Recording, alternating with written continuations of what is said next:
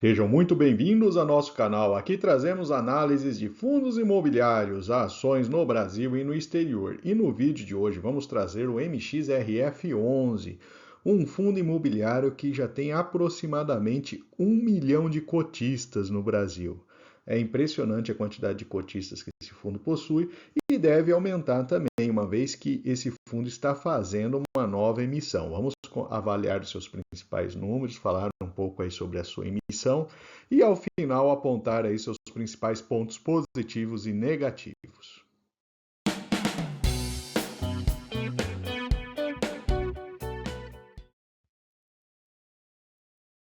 E vamos começar com uma visão rápida aí dos principais itens do seu portfólio. Ele tem a maior participação em CRIs, né? Essa é uma lista aí dos CRIs que tem uma participação maior do que 1,5% dentro do patrimônio líquido. A maior posição é da CSN, né? Então é um contrato de locação atípico firmado com a CSN e aquela antiga fábrica da Ford em Taubaté. Então a CSN alugou esse galpão e está usando aí para suas operações.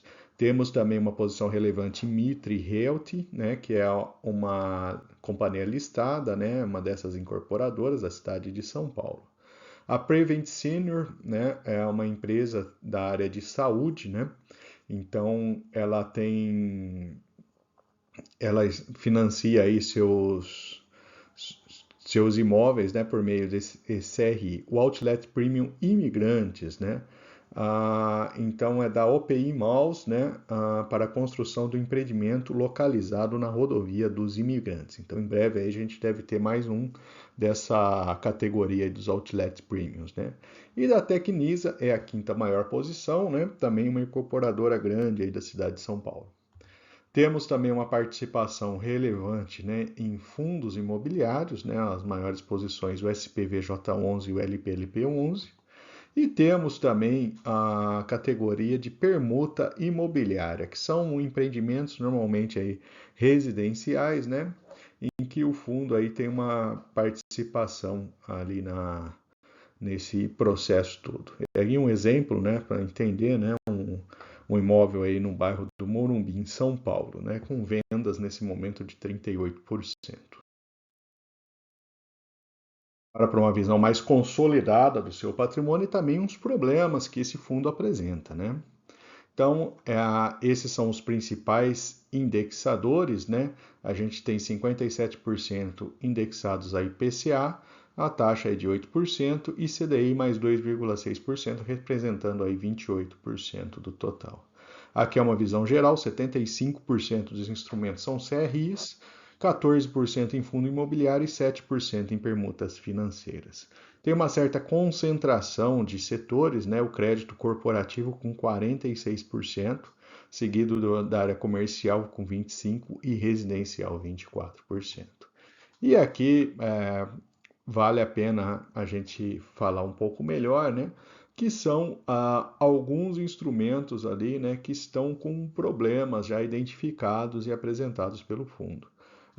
O importante é observar, né, que a soma dos ativos aí representados é 0,5% do patrimônio líquido do fundo. Por isso é importante também quando investir em um fundo com esse tipo de instrumento, né, ligado à dívida e tal, a gente ter fundos aí com patrimônios grandes e com diversificação, né? Então, o primeiro deles, né, CRI Heart, né, a vencimento da operação, né, o fundo deteve aí uma participação no edifício Oceanic, na cidade de Santos, né? Então, eles estão avaliando aí a locação de lajes. Ah, o CRI Esser, né, está demandando aí um trabalho intenso do fundo, né? Então, o último pagamento foi feito em maio de 2020, né? Então, o fundo aí está buscando uma forma aí de recuperar uma parte do prejuízo aí, né? Já que a empresa se encontra em processo, inclusive, de recuperação judicial. O Urbiplan Mezanino, né, também é uma empresa que entrou com pedido de recuperação judicial, né, e estão buscando aí, né, defender os interesses do fundo, né. e o Next Group, então, estão partindo aí para a execução das garantias do instrumento. Cada instrumento de dívida tem lá detalhado as suas garantias, né?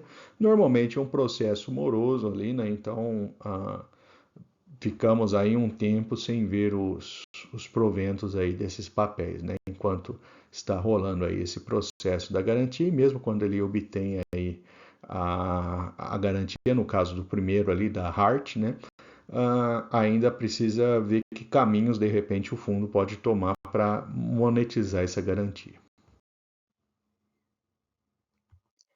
Falando então do porte do fundo, né, a gente tem a evolução aí ao longo dos últimos anos, então é um fundo que cresceu bastante, está na casa aí de 2,5 bilhões de patrimônio, e ele está buscando aí uma captação de mais 600 milhões, ou seja, ele vai chegar a ultrapassar aí a faixa de 3 bilhões de patrimônio líquido. O fundo está buscando aí, tem um pipeline aí de investimentos que ele pretende fazer, né?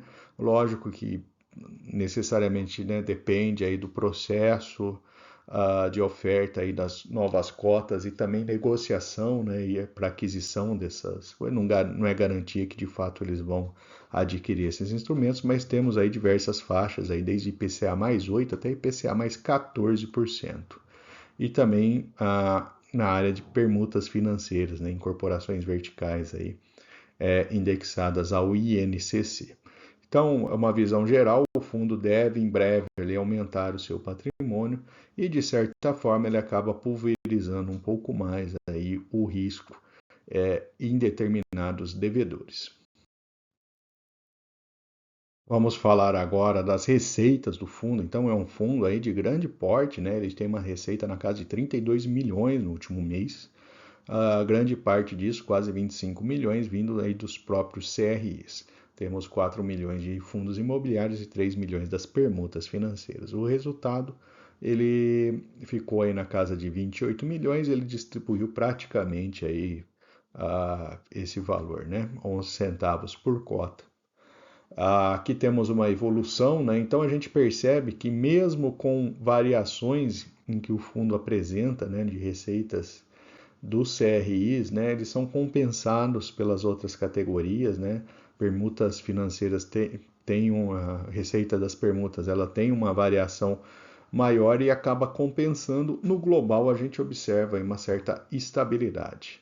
E aí temos a participação aí, né? Então, os CRIs, eles têm uma grande participação, mas essa diversificação na classe de ativos permite aí com que o fundo tenha um resultado um pouco mais estável ao longo do tempo. Então, o patrimônio líquido do fundo, né, na casa aí de 2,8, né, no total.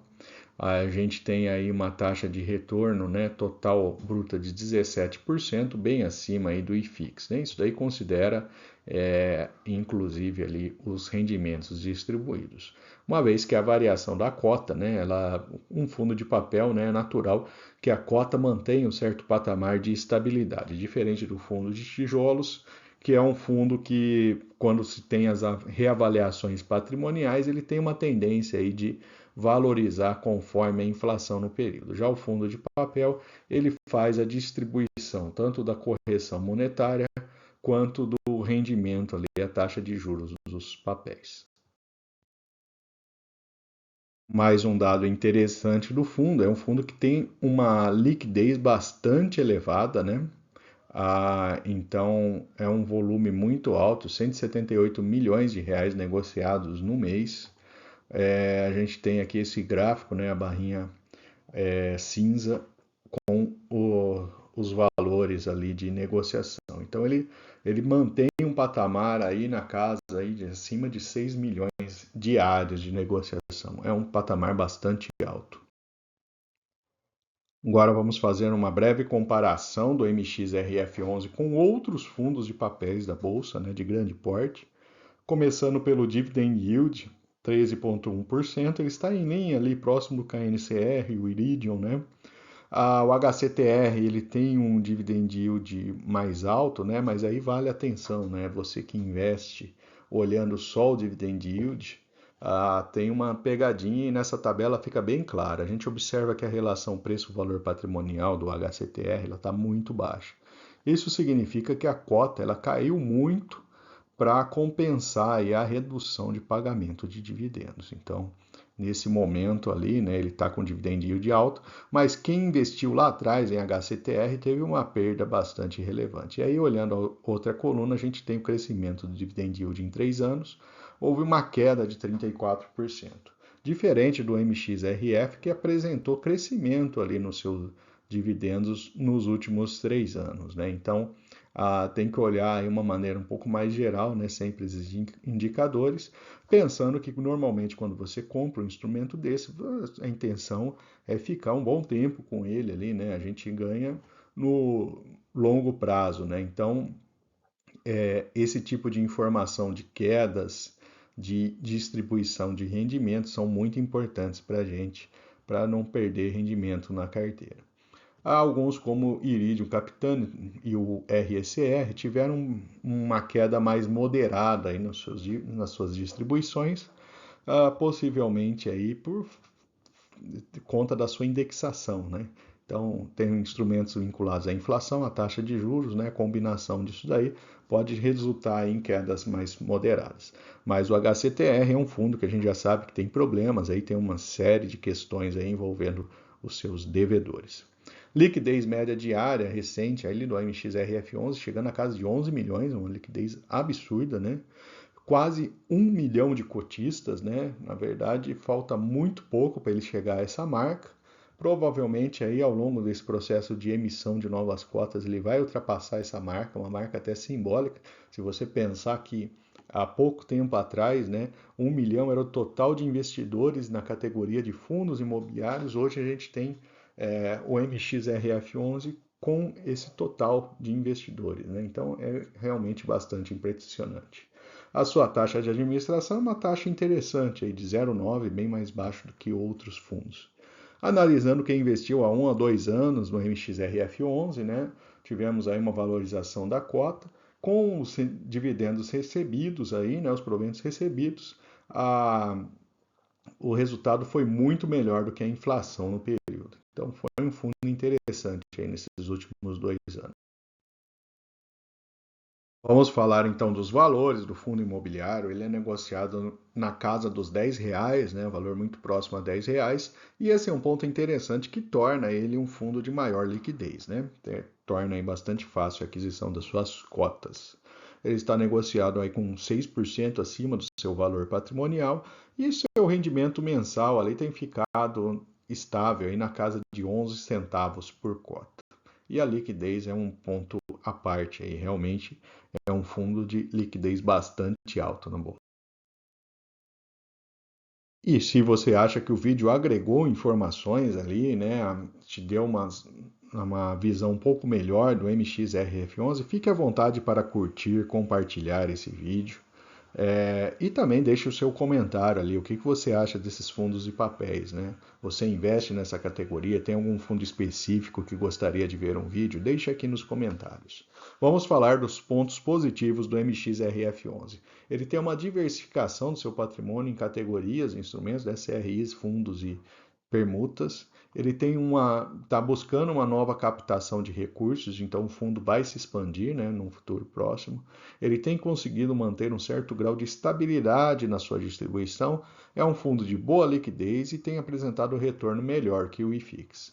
Do lado negativo, alguns CRIs estão passando por dificuldades de pagamentos, então esses instrumentos de dívida, principalmente nesse momento de taxa de juros mais alta, podem se tornar críticos, aí, problemáticos, e ele tem alguma concentração setorial no seu patrimônio líquido, né? Focado em algumas categorias específicas que podem trazer um pouco mais de risco. E vou aproveitar para deixar nossa playlist de fundos imobiliários. Lá você encontra diversos ativos. E fique à vontade também para curtir, compartilhar, comentar o que você achou desse vídeo. E se você não for inscrito, também deixarei o link aqui para você se inscrever em nosso canal.